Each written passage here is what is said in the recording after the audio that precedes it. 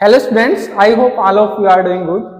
चलो बच्चों, आज हम बात करेंगे मॉडर्न पेरियोडिक टेबल के बारे में कंप्लीटली। तो जो मॉडर्न पेरियोडिक टेबल है ये दिया था हमें हेनरी मूजले ने, लेकिन जो फादर ऑफ पेरियोडिक टेबल है that person name is Dmitri Ivanovich Mendeleev. Mendeleev periodic table भी हम बोलते हैं। तो पेरियोडिक टेबल को आज हम डीपली थोड़ा सा स्टडी करेंगे, ठीक है। तो हमारे पास जो मॉडर्न पेरियोडिक टेबल है करंटली यहाँ पर हमारे पास 118 एलिमेंट को एडजस्ट करा गया है।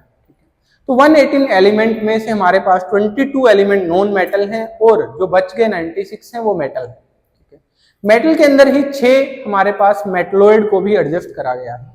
तो पेरियोडिक टेबल के अंदर हमारे पास एलिमेंट को metal, non metal and metalloid 3 अलग अलग क्लास में एलिमेंट को डिवाइड करा गया है।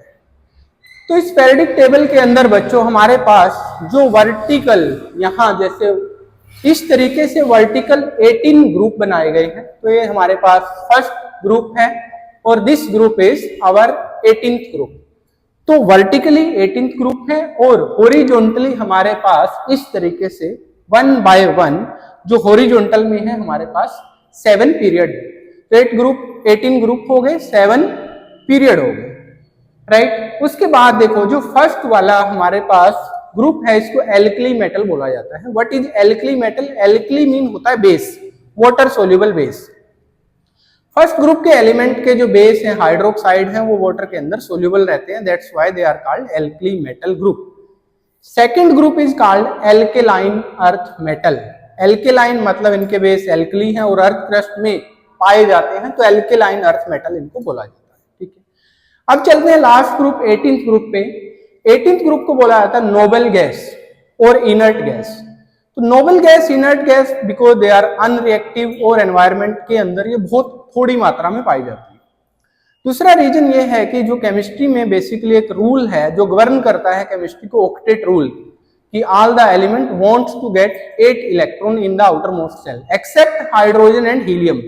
हाइड्रोजन और हीलियम 2 इलेक्ट्रॉन कंप्लीट करना चाहते हैं, बाकी सारे एलिमेंट 8 इलेक्ट्रॉन। तो जो हीलियम के अंदर ऑलरेडी 2 इलेक्ट्रॉन है और बाकी के बाहर वाले सेल में 8 इलेक्ट्रॉन है, इस वजह से इनको बोला जाता है इनर्ट गैस और noble gas. This is our 17th group which is called halogen.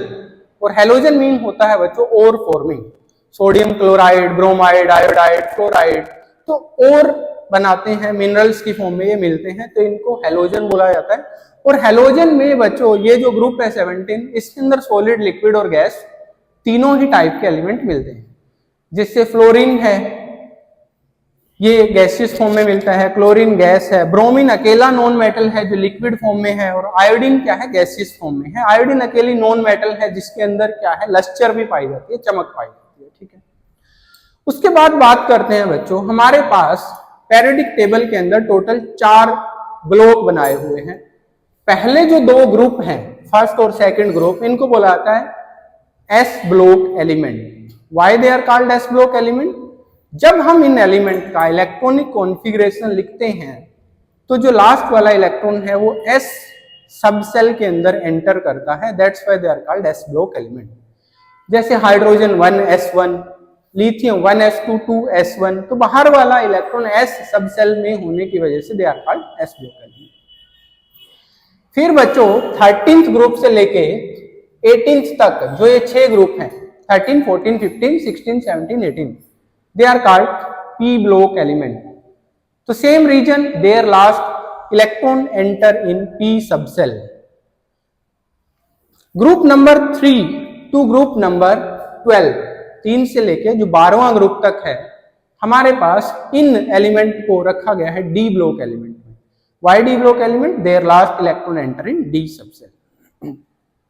उसके बाद बच्चों हमारे पास 14 एलिमेंट हैं, देखो 58 to 71, तो इट मींस जो ये लेंथानम है 57, इससे नेक्स्ट वाला एलिमेंट 58 और एक्टिनियम जो कि मेरे पास 89th पे, उससे नेक्स्ट वाला एलिमेंट 90।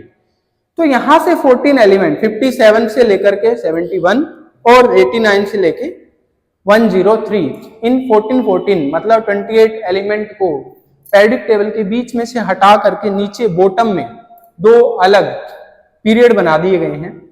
तो इसका रीजन ये है कि जब हम इन एलिमेंट का कॉन्फ़िगरेशन लिखते हैं तो लास्ट इलेक्ट्रॉन एफ सब सेल में एंटर करता है।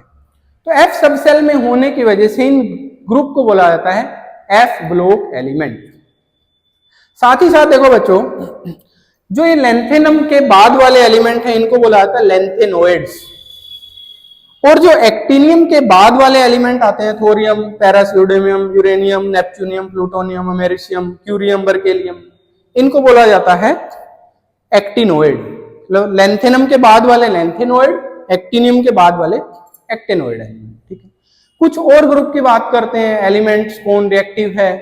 अब फर्स्ट ग्रुप वाले जो एलिमेंट हैं hydrogen, lithium, sodium, potassium, rubidium, caesium, francium, electropositive हैं, बाहर वाले सेल में एक ही इलेक्ट्रॉन है, तो एक ही इलेक्ट्रॉन को ये बहुत जल्दी लूज करना चाहते हैं।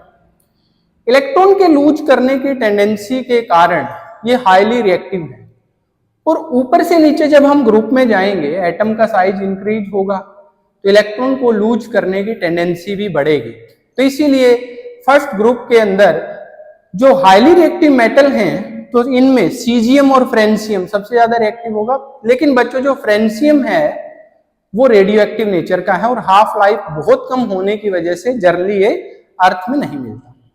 सीजियम का यूज सोलर सेल में होता है, लेकिन हम जनरली जो 9, 10, 11, 12 में केमिस्ट्री पढ़ते हैं तो हमारे पास 30 तक के एलिमेंट ही ज्यादातर हमें बार बार आते हैं, तो सोडियम और पोटाशियम को ही मोस्ट रिएक्टिव मान लिया जाता है।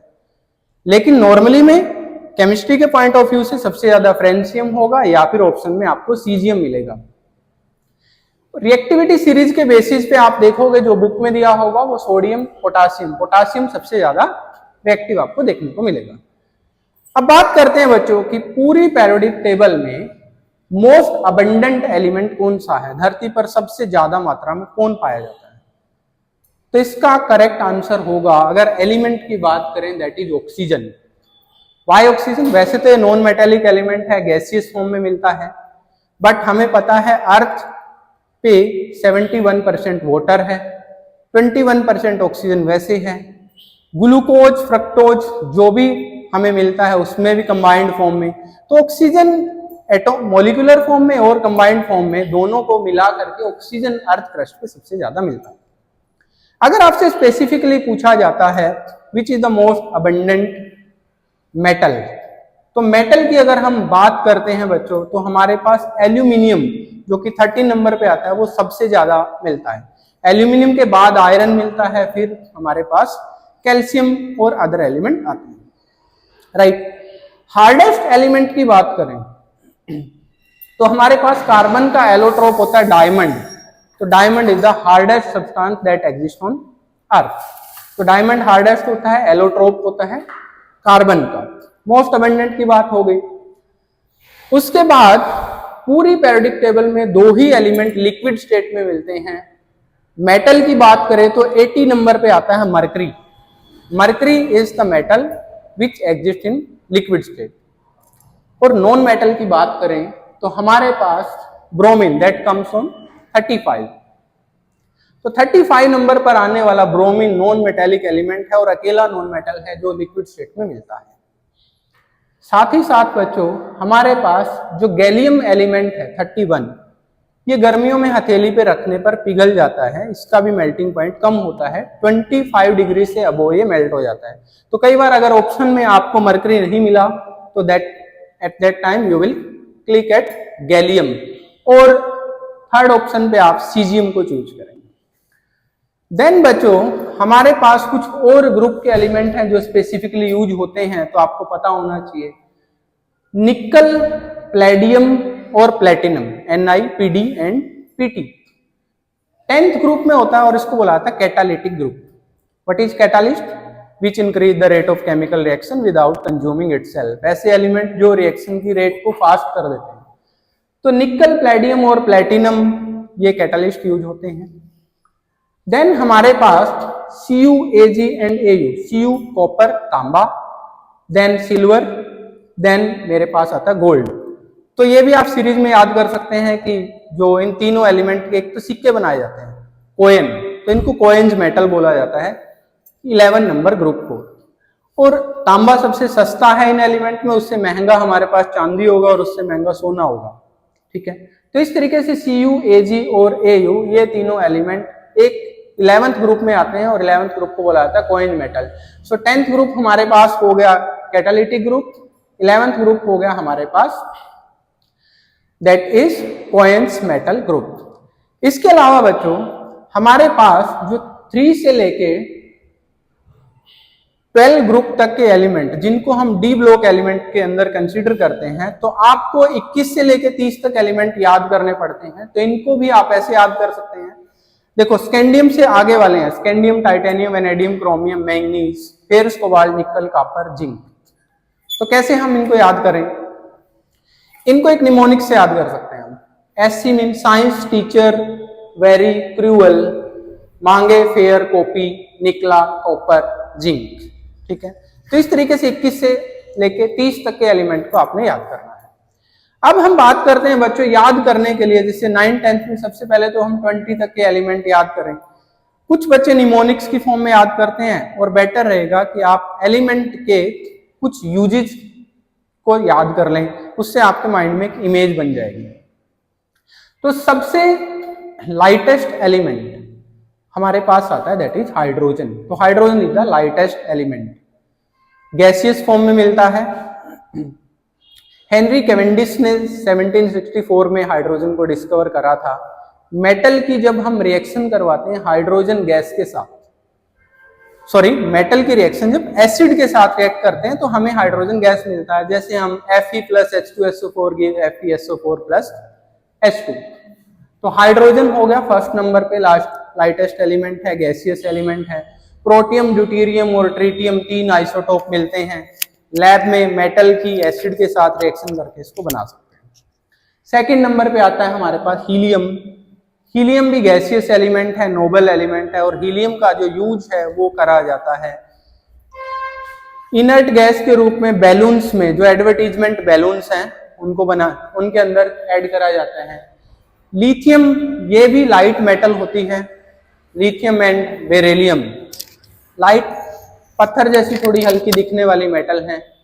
देन हम बात करते हैं बोरोन। बोरोन का जो यूज है वो न्यूक्लियर रिएक्टर में मॉड्यूरेटर के रूप में यूज करा जाता है। कार्बन आप सबने देखा है कंपाउंड की फॉर्म में, गैसियस फॉर्म में। कोल होता है बेसिकली कोयला, ठीक है, वो भी कार्बन का बना होता है। नाइट्रोजन वी नो 78% नाइट्रोजन हमारे एनवायरनमेंट में है, अनरिएक्टिव फॉर्म में है। नाइट्रोजन में ट्रिपल बॉन्ड है जिसको तोड़ने के लिए हमें बहुत एनर्जी देनी पड़ती है, इसलिए नाइट्रोजन अनरिएक्टिव फॉर्म में है और ट्रिपल बॉन्ड बनाता है। ऑक्सीजन के बारे में आपको पता है, रेस्पिरेशन के लिए और कंबशन के लिए ऑक्सीजन गैस सबसे ज्यादा जरूरी गैस है। नॉन मेटेलिक एलिमेंट है, डबल बॉन्ड एग्जिस्ट करता है। फ्लोरीन काफी रिएक्टिव नेचर का होता है और वॉयलेंट रिएक्ट करता है, क्योंकि फ्लोरीन का एटॉमिक नंबर 9 है और इसको 27 एक इलेक्ट्रॉन ऐड करने की जो इसको अर्ज है वो सबसे ज्यादा है, इसलिए हाईली रिएक्टिव है। देन नियोन भी इनर्ट गैस है, तो इसको बल्ब में यूज करा जाता है, ठीक है। क्यों यूज करा जाता है बल्ब में? बल्ब में जो टंगस्टन मेटल का एक फिलामेंट होता है, तो टंगस्टन का ऑक्सीडेशन ना हो जाए, तो टंगस्टन का सिंबल होता है W, ठीक है। तो टंगस्टन 74 पे आता है, W सबसे यूनिक हमारे पास एलिमेंट है, ठीक है। तो इस तरीके से बच्चों आपको 20 एलिमेंट तक का लगभग यूज पता होना चाहिए, ठीक है। और डिटेल में हम फर्दर डिस्कस करेंगे नेक्स्ट वीडियो में। तो अभी तक आपको जितने एलिमेंट के बारे में, मेनली आपको पेरियोडिक टेबल के बारे में कैसा लगा और क्या हमें एक और पार्ट इसका बनाना चाहिए, तो हमें आप कमेंट करके जरूर बताएं। Thank you so much.